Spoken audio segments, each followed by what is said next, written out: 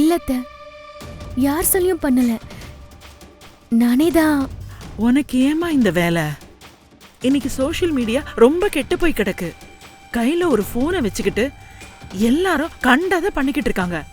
இதெல்லாம் நமக்கு தேவையா? உனக்கே நல்லா தெரியும், இது ரொம்ப பாரம்பரியமான குடும்பம். இந்த குடும்பத்து பொண்ணு இந்த மாதிரி போட்டோ எடுக்கிறது, சோஷியல் மீடியால போடுறது, அத மத்தவங்க பார்த்து கமெண்ட் பண்றது, இதெல்லாம் நல்லாவா இருக்கு? அண்ணாமலை வீட்டு மருமக இப்படி மாடலா போஸ் கொடுத்திருக்கான்னு 4 பேர் பார்த்து பேசினா நம்ம குடும்ப கௌரவம் என்ன ஆகிறது? அத்தை, அவ ஏதோ தெரியாம பண்ணிட்டா அத்தை. இனிமே இப்படி பண்ண மாட்டா. நீங்க டென்ஷன் ஆகாதீங்க. இங்க பாரு வெண்ணிலா, அண்ணாமலை குடும்பத்துக்குன்னு ஒரு மரியாதையும் கௌரவமும் இருக்கு. அண்ணாமலை குடும்பம்னு சொன்னா 4 பேர் கையெடுத்து கும்பிடுவாங்க. அந்த மரியாதை தானா வந்ததில்ல. அது அண்ணாமலையோட உழைப்பாலையும் இந்த குடும்பத்தோட பாரம்பரியத்தாலையும் வந்தது. அதை காப்பாத்தலனா கூட பரவாயில்ல, கெடுத்துடக்கூடாது. இந்த வீட்ல யார் என்ன தப்பு பண்ணாலும் அது இந்த மொத்த குடும்பத்தோட பேரையும் கெடுத்துரும். அதனாலதான் நாம எது பண்ணாலும் பார்த்து பண்ணணும். சரி, வருண் உன் போஸ்ட பார்த்தானா? என்ன சொன்னான்? அவர் அதை பார்த்த மாதிரி தெரியல அத்த. பார்க்காம எங்க போயிட போறான்? சீக்கிரமே பார்த்துட்டு உன்கிட்ட வந்து நீதான் மாடலா வரணும்னு கூப்பிடுவான். நீ கவலைப்படாத. சொல்ல முடியாது. அவன் ஏற்கனவே போட்டோவெல்லாம் பார்த்துட்டு புடிச்சு போய் எப்படி கௌரவத்தை விட்டுட்டு வந்து உன்கிட்ட எனக்கு மாடலா வான்னு கேக்குறதுன்னு தெரியாம கூட இருக்கலாம். வெண்ணிலா, நான் இவ்ளோ சந்தோஷமா பேசிட்டு இருக்கேன், நீ ஏதோ வருத்தத்துல இருக்கிற மாதிரி தெரியுதே, என்னாச்சு? அத்தை, என்ன மன்னிச்சிடுங்க அத்தை. என்ன வெண்ணிலா, ஏன் மன்னிப்பெல்லாம் கேக்குற? நான் கேட்டேன்னு எனக்காக தான் போட்டோ ஷூட் பண்ணீங்க. நம்ம டெக்ஸ்டைல் பேஜ்ல போட்டோ போட்டு இவ்ளோ வைரலா போக வச்சிங்க. ஆனா இப்போ எனக்கு மாடலா பண்ணணும்னு தோணல அத்தை. எனக்கு இதெல்லாம் எதுவும் வேண்டாம் அத்தை. வருண் வேற யாரையாவது மாடலா வச்சு பிசினஸ் பண்ணிக்கட்டும். நான் பிசினஸ்க்கு வந்தப்போ கூட இது ஆம்பளைங்க செய்யற தொழிலு, இத ஒரு பொண்ணால எப்படி செய்ய முடியும்னு சொன்னாங்க. குடும்பத்து பொண்ணுக்கு இது செட் ஆகாதுன்னு சொன்னாங்க. ஆனா நான் சக்சஸ் பண்ணலையா?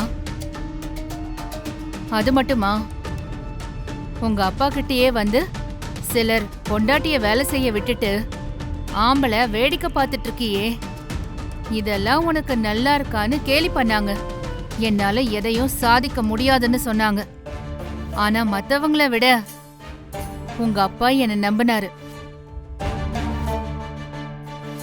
என்னால சாதிக்க முடியும்னு தைரியம் கொடுத்தாரு. அதனாலதான் என்னால ஜெயிக்க முடிஞ்சது.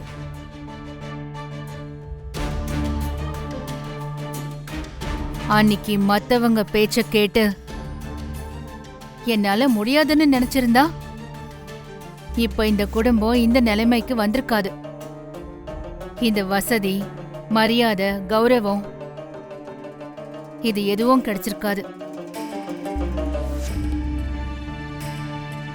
பொண்ணுங்க ஏதாவது செய்ய நினைச்சா அதுக்கு 1000 பேர் தடையா இருப்பாங்க. ஆனா நாம அந்த 1000த்துல ஒருத்தரா இருந்துடக்கூடாது. அவங்களால அதை சாதிக்க முடியுமா, அது செட் ஆகுமான்னு நாம முடிவு பண்ணக்கூடாது. ஏன்னா எந்த பொண்ணுக்கும் தனக்கு பிடிச்ச ஒரு விஷயத்த செய்யும் போது கண்டிப்பா அதை சக்சஸ் பண்ணி காட்டுவா.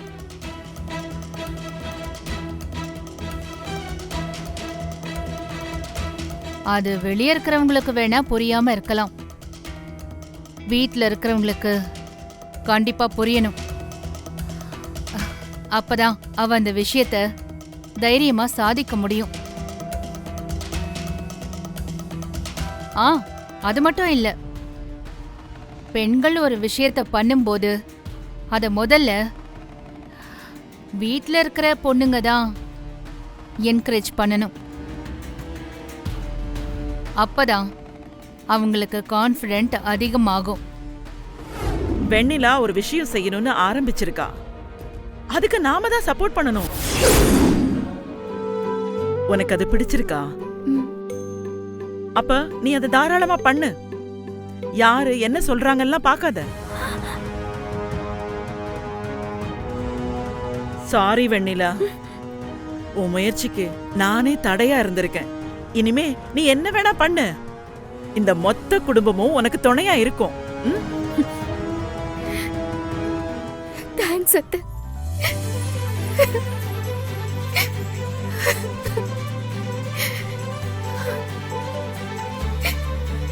நீ டைனிங் ஹால்ல பேசினது மத்தவங்களுக்கு புரிஞ்சதோ இல்லையோ, எனக்கு நல்லாவே புரிஞ்சுது. ஐயோ அக்கா, அத நான் உங்களை குத்தி காட்டணும்னு பேசல, பொதுவாதான் சொன்னேன்.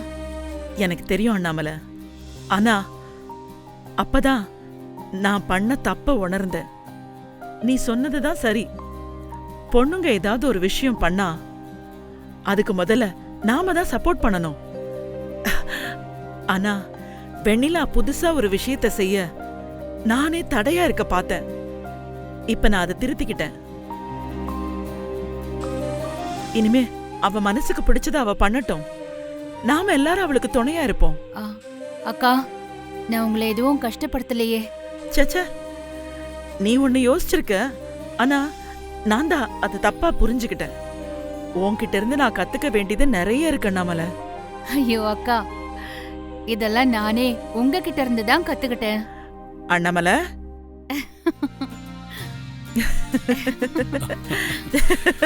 நீங்க ரெண்டு பேரும் இதே மாதிரி எப்பவும் சிரிச்சு சந்தோஷமா இருக்கணும்.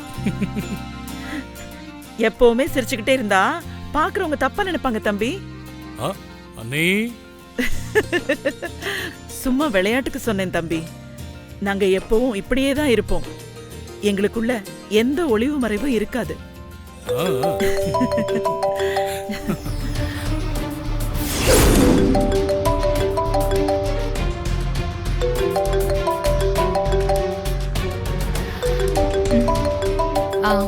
இருங்கக்கா, இத வந்துடுறேன்.